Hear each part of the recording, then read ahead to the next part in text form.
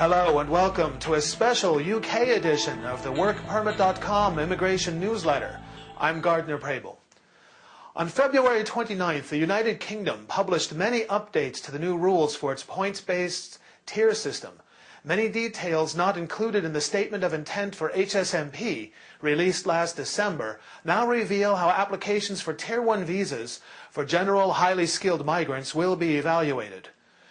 People already in Britain under an HSMP visa must renew their leave to remain under Tier 1 or switch to another visa. It is also possible for people who are currently legal residents of the UK to switch into Tier 1 if they can qualify. March is the final month during which HSMP applications from people living in India will be accepted.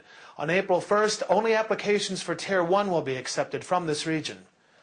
Workpermit.com has developed online points calculators and assessment forms so that people may evaluate if they qualify for an extension or for switching under the new rules. While it is possible for people to still get a new HSMP visa, that opportunity will only be available for a short time. Several key criteria have now changed, making the Tier 1 visa more difficult to obtain for most people. If someone is not certain that they can qualify under Tier 1, it may be an excellent strategy to obtain an HSMP visa immediately while the opportunity remains open.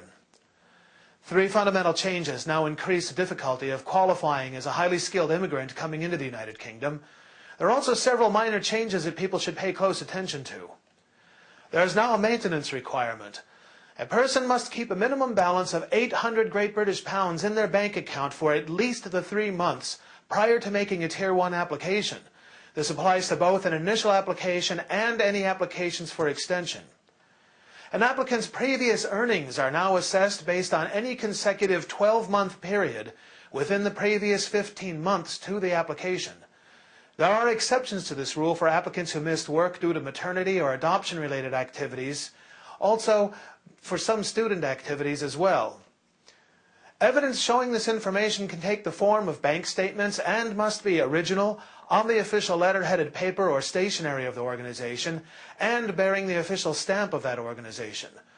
Proof may also be in the form of an official letter from the bank.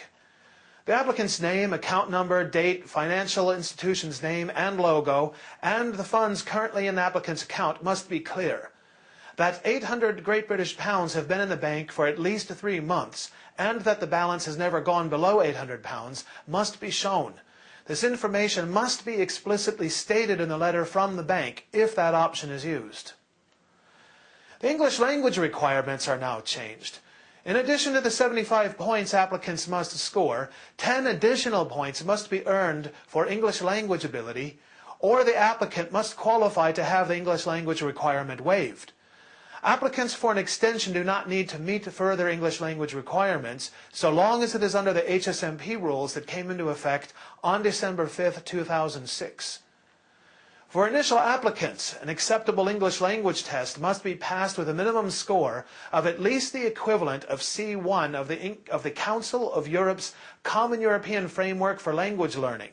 This is approximately equivalent to the IELTS band 6.5.